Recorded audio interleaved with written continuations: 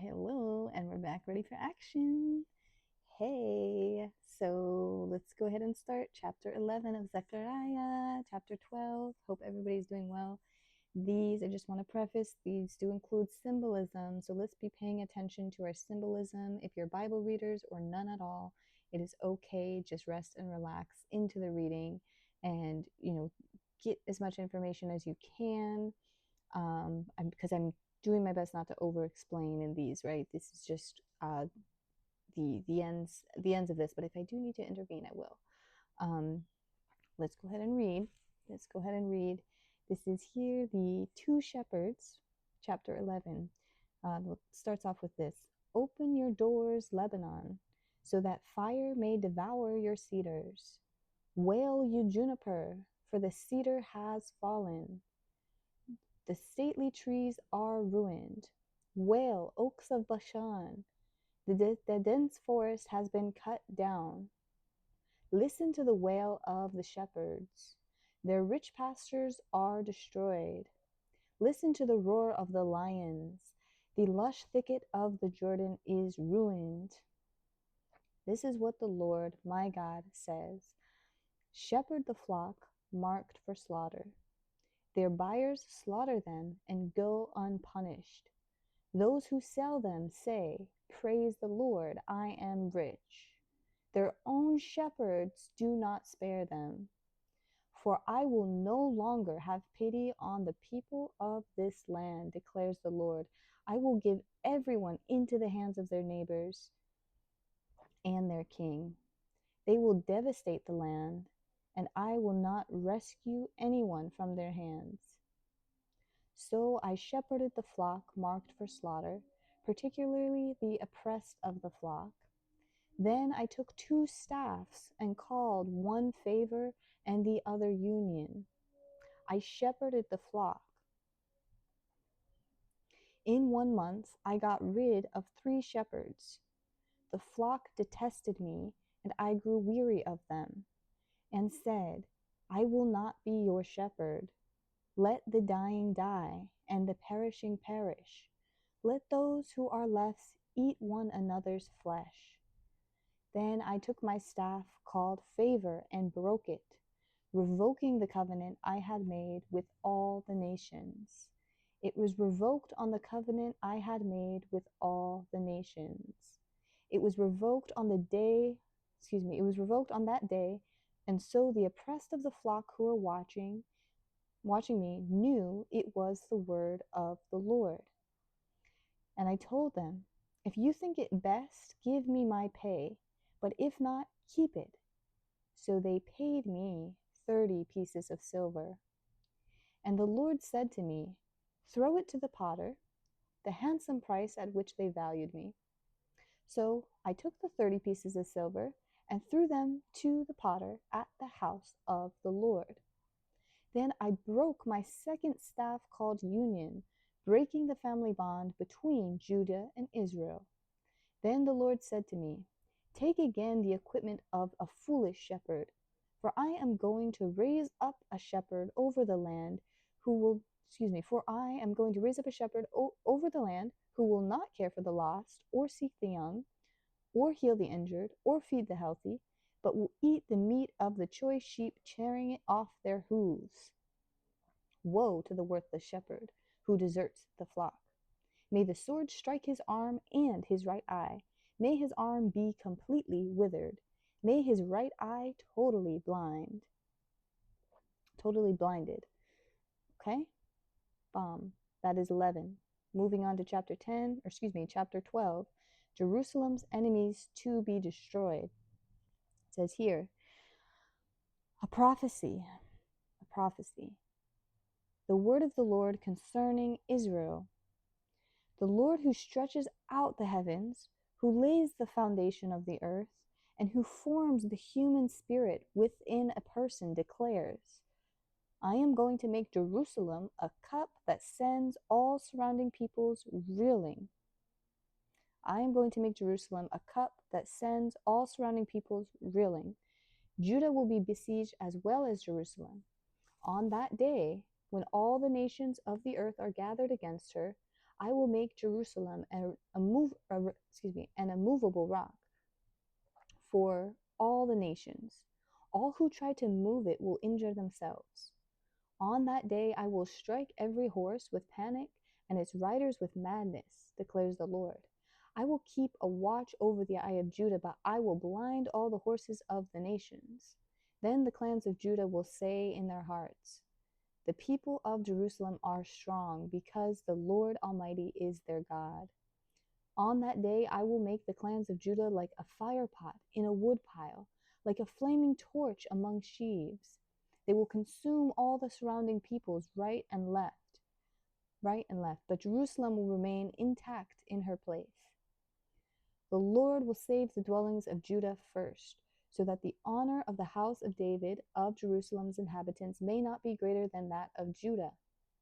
On that day the Lord will shield those who live in it, Jerusalem, so that the feeblest among them will be like David, and the house of David will be like God, like the angel of the Lord going before them.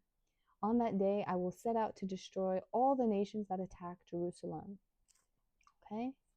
And I will pour out on the house of David and the inhabitants of Jerusalem a spirit of grace and supplication. They will look on me, the one they have pierced, and they will mourn for him as one mourns for an only child. They grieve bitterly for him as one grieves for a firstborn son. On that day the weeping in Jerusalem will be as great as the weeping of Hadad Raman on the plain of Megiddo. The land will mourn,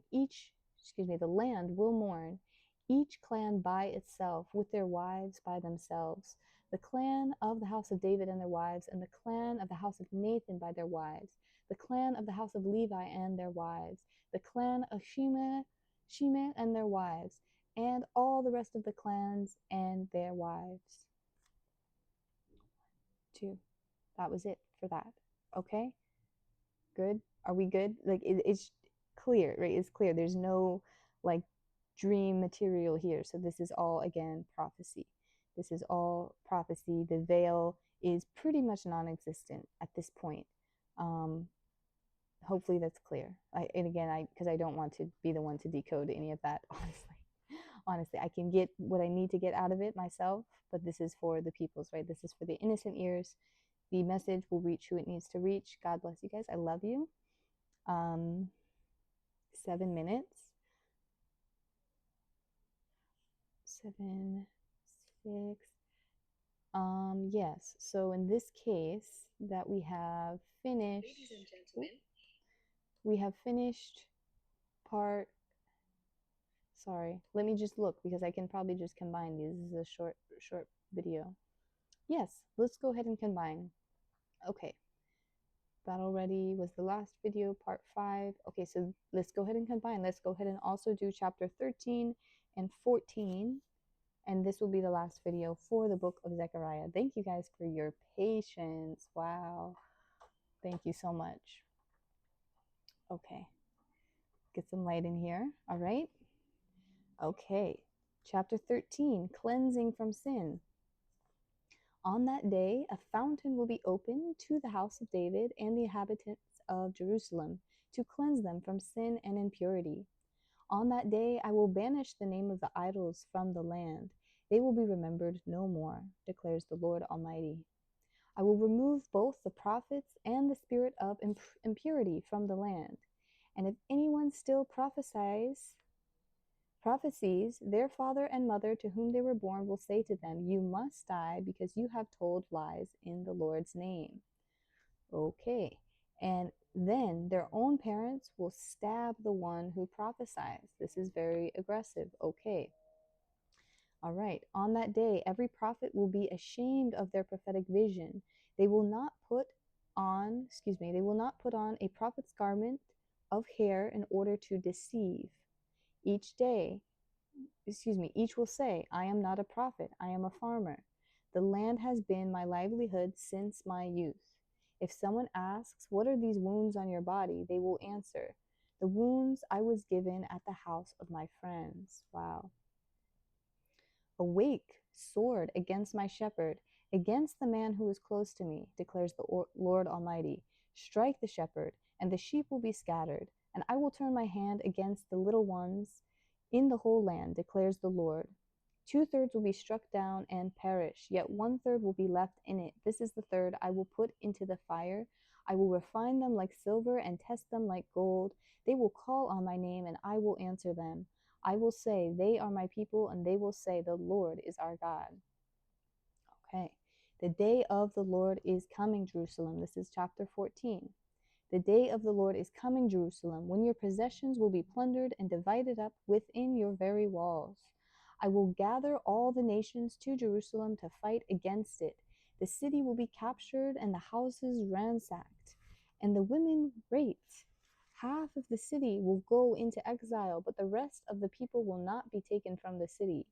Then the Lord will go out and fight against those nations as he fights on the day of battle. On that day his feet will stand on the Mount of Olives, east of Jerusalem, and the Mount of Olives will be split in two from east to west, forming a great valley, with half of the mountain moving north and half moving south. You will flee by my mountain valley, for it will extend to Azel.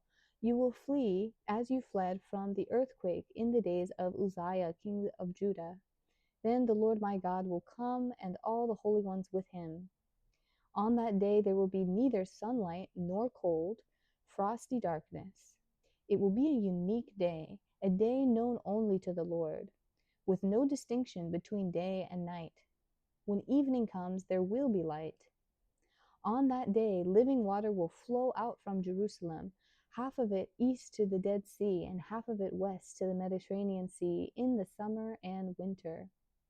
In summer and in winter, the Lord will be king over the whole earth. On that day, there will be one Lord, and his name, the only name. The whole land from Geba to Rimmon, south of Jerusalem, will become like the Arabah, but Jerusalem will be raised up high from the Benjamin gate to the site of the first gate, to the corner gate, from the tower of Hananel to the royal winepress, and it will remain in its place. It will be inhabited. Never again will it be destroyed. Jerusalem will be secure. This is the plague with which the Lord will strike all the nations that fought against Jerusalem. Their flesh will rot while they are still standing on their feet. Their eyes will rot into their sockets, and their tongues will rot in their mouths.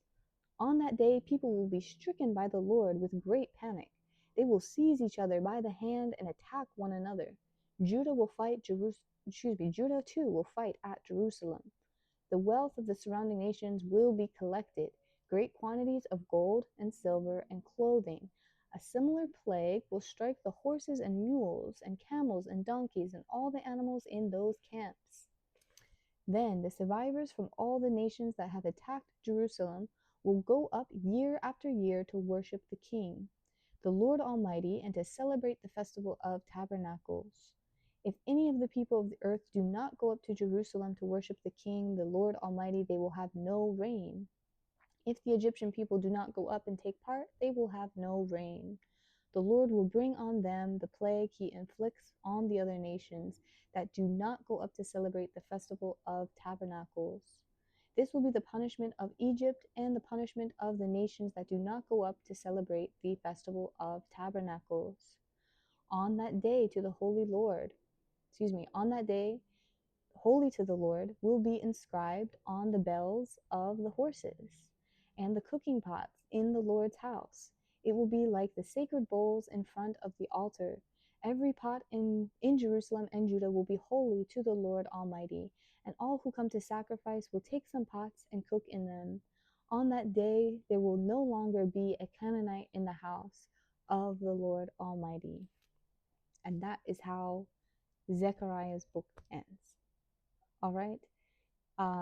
It's a lot. And there is parts in here. I think I'll probably need some more therapy after this, you guys. There's a lot that I would like to expound upon and I would like to explain, but I am going to let God be God.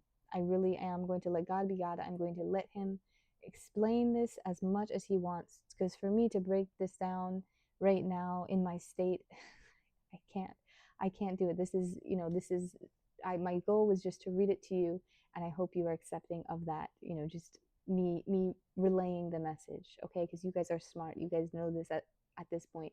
You guys know this stuff. You guys can figure it out. I know you can. Ladies, if you're with me, just chill, chill, baby, chill. Just relax. Everything is going to be okay, a-okay, all right? So don't you worry about a thing. Okay, so Malachi is next. It's a very short book, so we're gonna have to read the whole book. I hope you don't mind. I'll go ahead and post this, and maybe I'll see you tonight. You know, I got nothing but time. I'm just sitting here chilling. So God bless you guys. See you soon.